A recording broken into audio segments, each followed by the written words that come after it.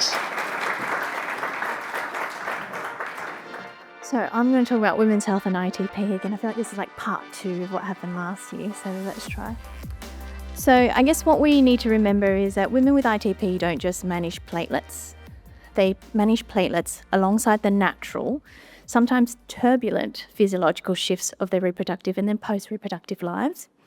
So if we look at this chart here, it's just a quick summary of what women have to go through.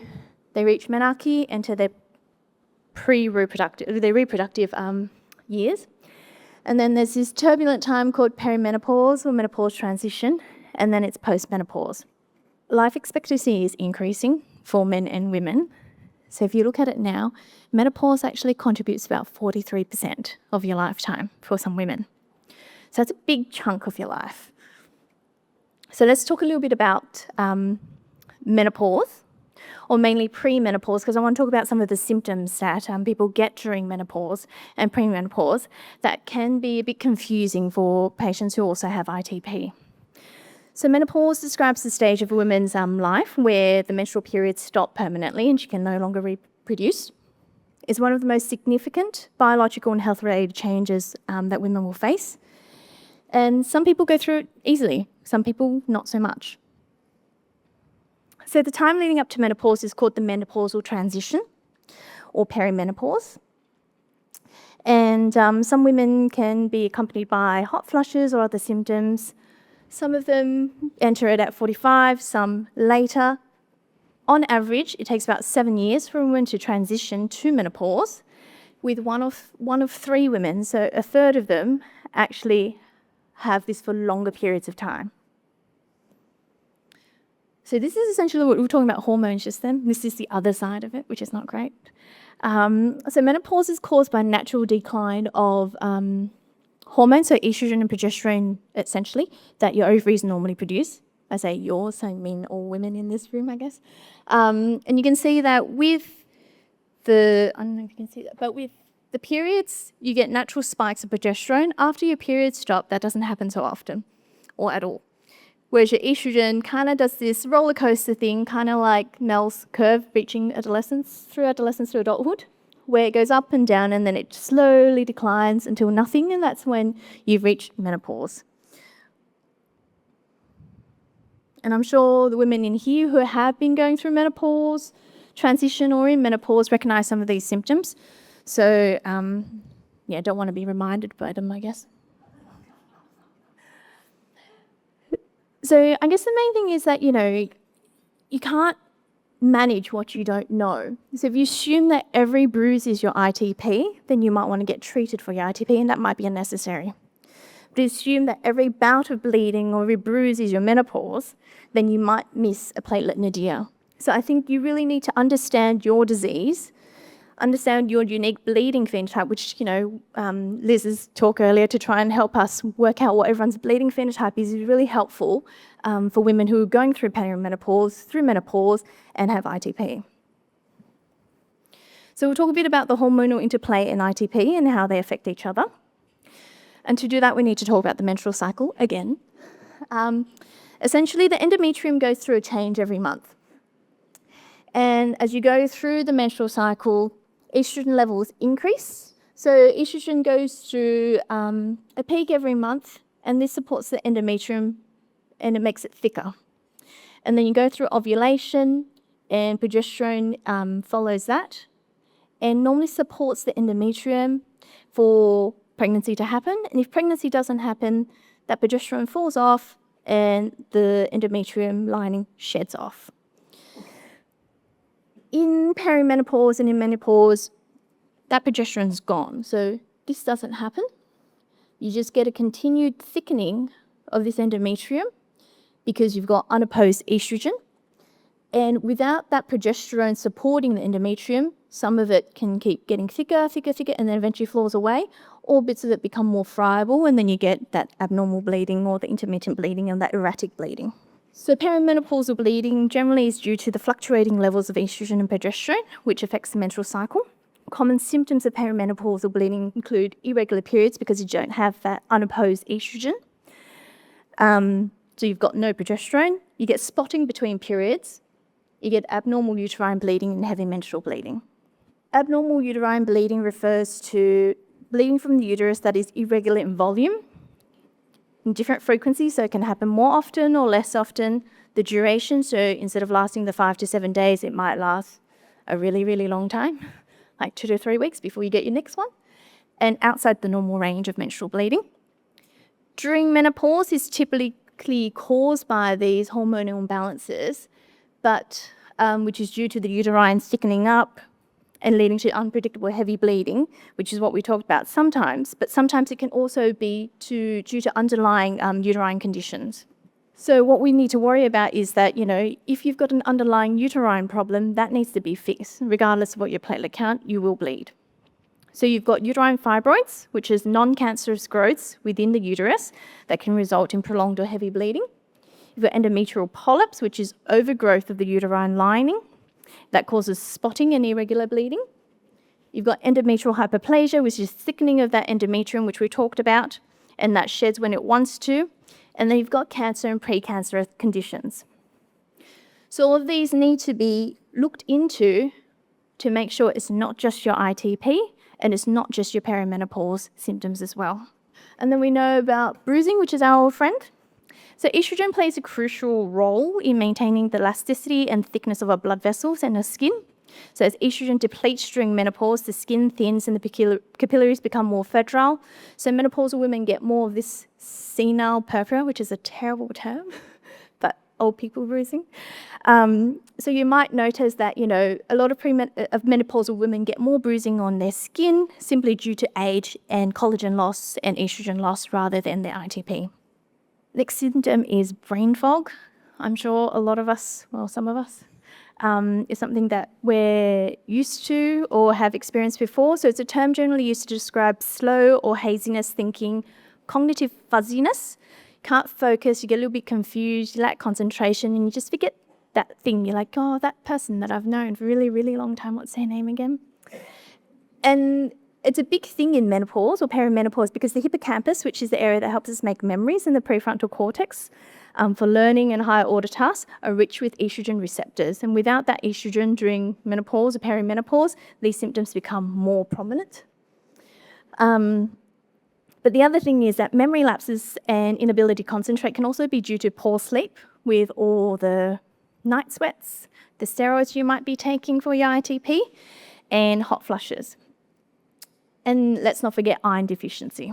So the risk of iron deficiency skyrockets during this time because, well, you've got a propensity to bleed and you've got a natural reason to bleed as well. So that's something we need to screen for as well. So what is there to do? So HRT. I think there was quite a bit of fear, I guess, in the 90s in terms of HRT, whether it was not safe for women, whether or not it was causing more blood clots, causing cancer. I guess particularly for people with ITP, we talked about the increased clotting risk. So whether or not we can actually take HRT for those with ITP. And the answer is not, no, you can't take it. We just need to balance the risk, which is what Danny talked about this morning. And it is a vital tool for quality of life for some people. So ITP carries an increased risk of experiencing a clot, which can occur up to 8% of patients. And this is due to individual patient factors, so whether or not you've had a clot before, if you've got a genetic predisposition for a clot, the treatments itself, we know some of them have, the TPO-RAs have an increased risk of clots for some people, and ITP itself. So you've got bigger platelets, they are more active, so some of them cause people to clot. Menopausal therapy, so HRT increases the baseline risk of thrombosis about twofold. But what does that mean? So not all HRT is the same. I'll talk, just give you a brief explanation of what HRT is, what it means in terms of what they give. The baseline risk is 1 in 1,000 for women between 50 to 59. So if it's twofold, it's 2 in 1,000. So 1 in 500. Can you pick that 1 metre stick in that 500 metre lane? And most of it's due to venous thromboembolism and strokes, but not so much for cardiovascular disease. So in terms of HRT, it comes as two prongs. You can either have estrogen or estrogen plus progesterone. We already said that we don't like estrogen alone because that causes that endometrial thickening, and we want to try and avoid that. So traditionally, people have given oral estrogen plus a progesterone, which is a progestin, which is the highest clotting risk. If we swap out the progesterone with a micronized progesterone, which is more similar to what your body makes, there's less risk of clotting with that.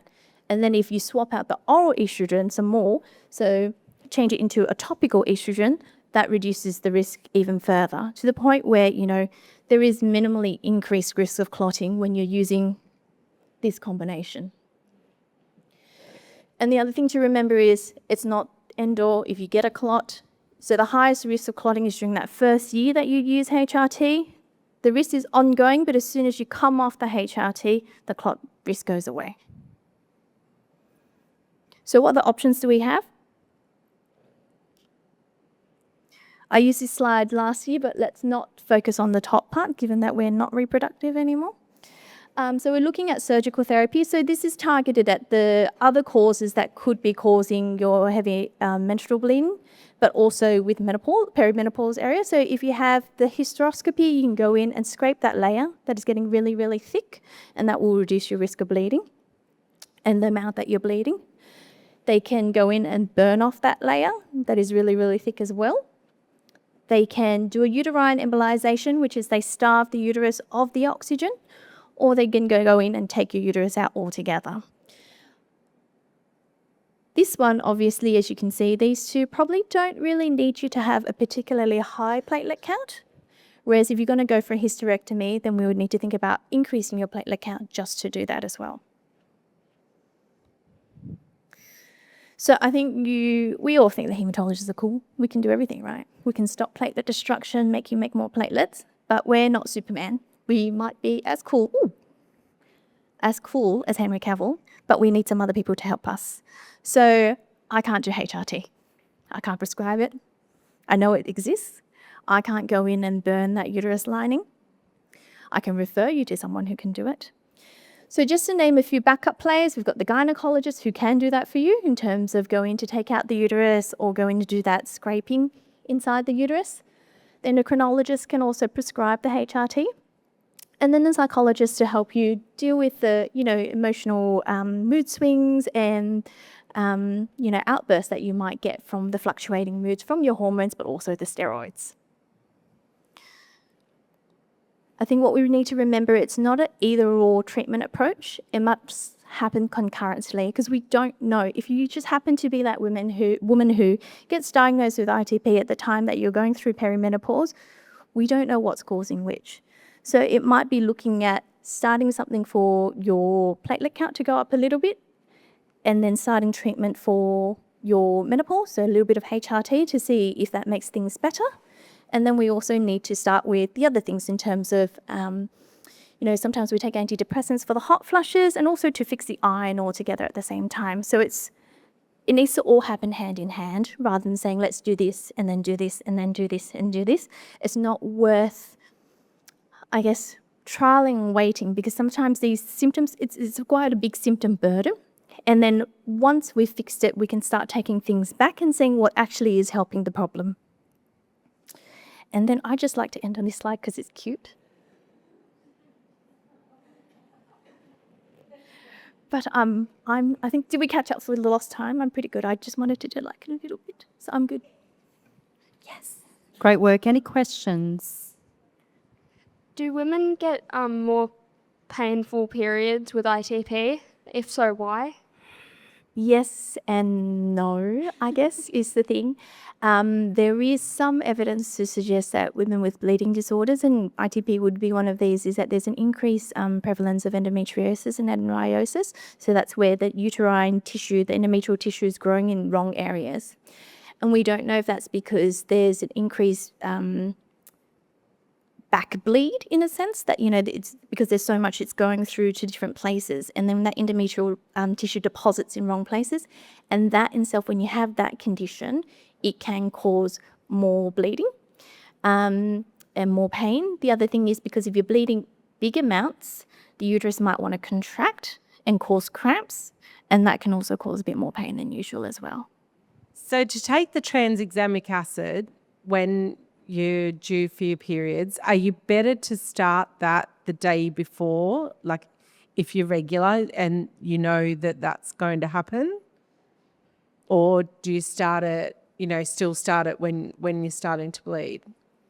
So I think I normally tell my girls if they know when they're coming, we normally do a double dose on that first, show in a sense. Or if you know it's coming, you can also take it on because you wanted to have it on hand because we know that people who have heavy menstrual bleeding, they've got increased fibrinolytic activity, so they break down the clots a bit quicker. So that first, bleed might actually be really quick. And if you know it's coming, I actually tell them to take it beforehand. Yeah.